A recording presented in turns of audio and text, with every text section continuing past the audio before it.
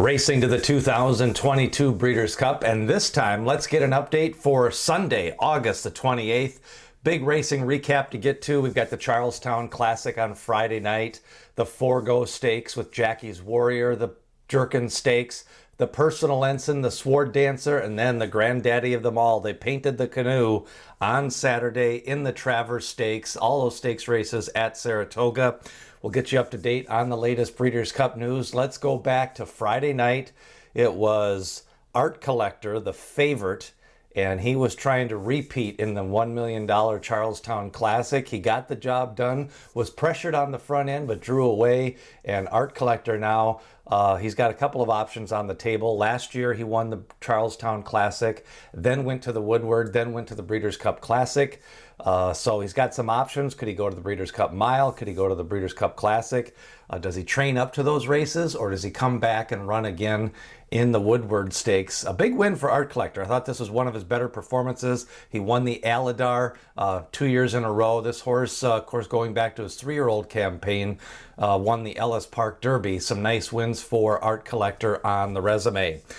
In the Forego Stakes, the 1 to 5 favorite was Jackie's Warrior, and it was Cody's Wish picking up the victory. Cody's Wish by Curlin for Godolphin Blue. Bill Mott Trains had this one really cranked up. You know, he had won the Westchester by 5, which is normally a prep for the Met Mile. He opted to bypass that race. He's now 6 for 10. And in this race, it kind of played out. Jackie's Warrior took the lead on the inside. He was inside the other speed, Pipeline.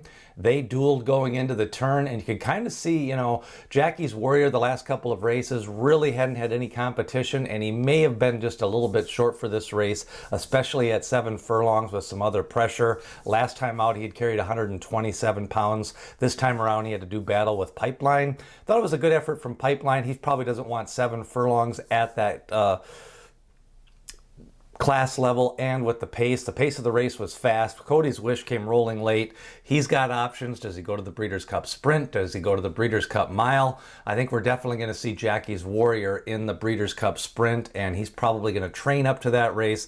The only other real race left for him is maybe to prep at Keeneland to get a trip over the track in the Grade 2 Phoenix, but I think Jackie's Warrior, with the string of Grade 1 races on his resume, most likely going to train up to the Breeders' Cup Sprint. Now, the other sprint of the day for 3-year-olds was Jack Christopher in the Jerkens Stakes.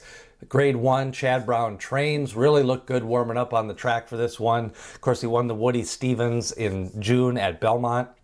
Now he's a 2-time Grade 1 winner in 2022. He also won the Pat Day Mile, and then last year as a 2-year-old, he won the Champagne Stakes. Jack Christopher most likely going to run in the Dirt Mile. Now, I still think there's a chance he could stretch out in possibly the Pegasus Stakes in January of 23, but you got to get through the Breeders' Cup Mile. His race in the Haskell wasn't bad, and I think the horses that beat him in that race, Taba and Cyberknife, are going to come back to run big races. Cyberknife, we'll talk about him in a moment. Now, the Personal Ensign Stakes was billed as a rematch of Latruska, Clairiere, Search Results, and Malathaat. And I think a lot of the handicappers, they gave some respect to Latruska. They thought she would be the lone speed in this race, and she was able to get the lead. She had worked out forwardly for this race. Clairiere was the favorite.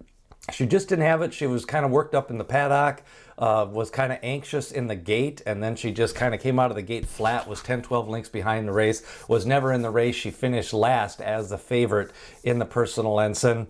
Meanwhile, Malathaat tracked the speed of Search Results. Search Results made a bold move going into the turn, but it was Malathaat grinding out on Search Results late, picking up the nice win. She had lost back-to-back races to Clairiere the last couple of times out. Now she's got the Grade 1 Kentucky Oaks. Last year, she picked up a Grade 1 win here in the Personal Ensign, and most likely she trains up to the Breeders' Cup Distaff. Meanwhile, Todd Pletcher is going to have the top 3-year-old in Nest, and is going to have the top older horse in Malathaat, both of them pointing for the Breeders' Cup Distaff, unless Nest decides to go to the Breeders' Cup Classic.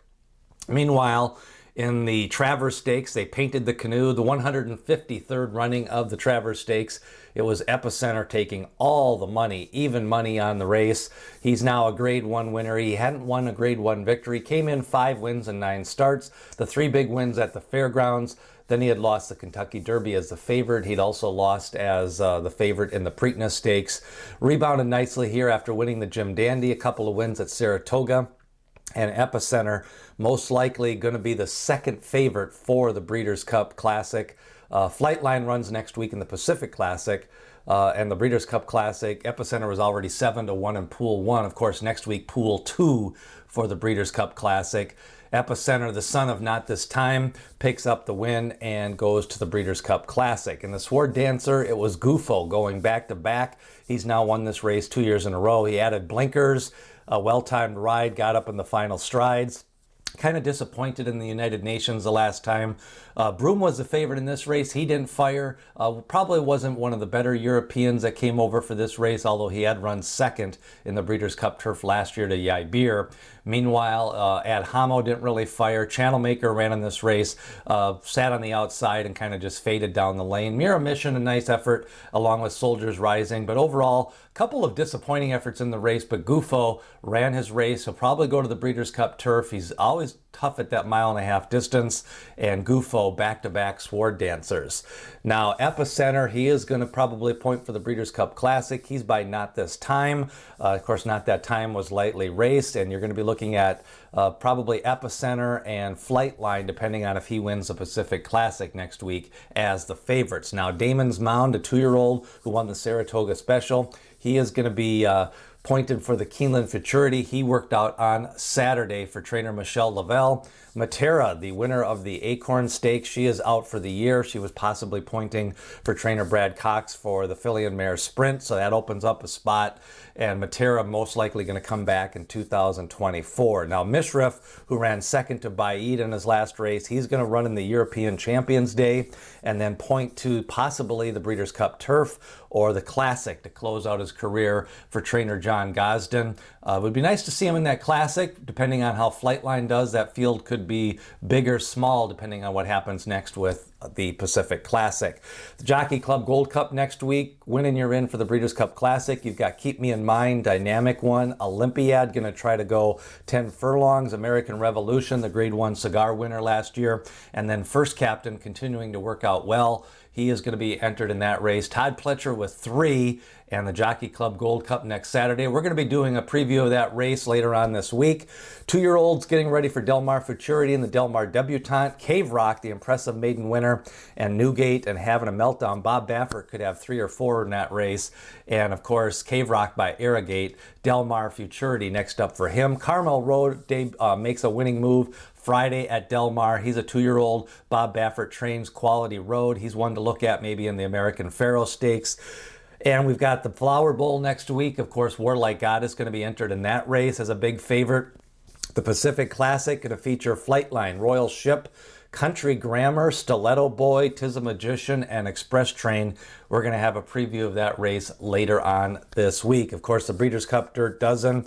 Still the Kelso, the Zenyatta Stakes, the Del Mar Futurity. They're trying to get bigger fields in the dirt races and pays their expenses to the Breeders' Cup. So hopefully we get some bigger fields to spin away next week as well at Saratoga.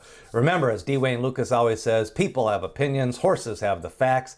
What was your most impressive performance of the weekend? Leave a comment as we get you ready for the Breeders' Cup 2022.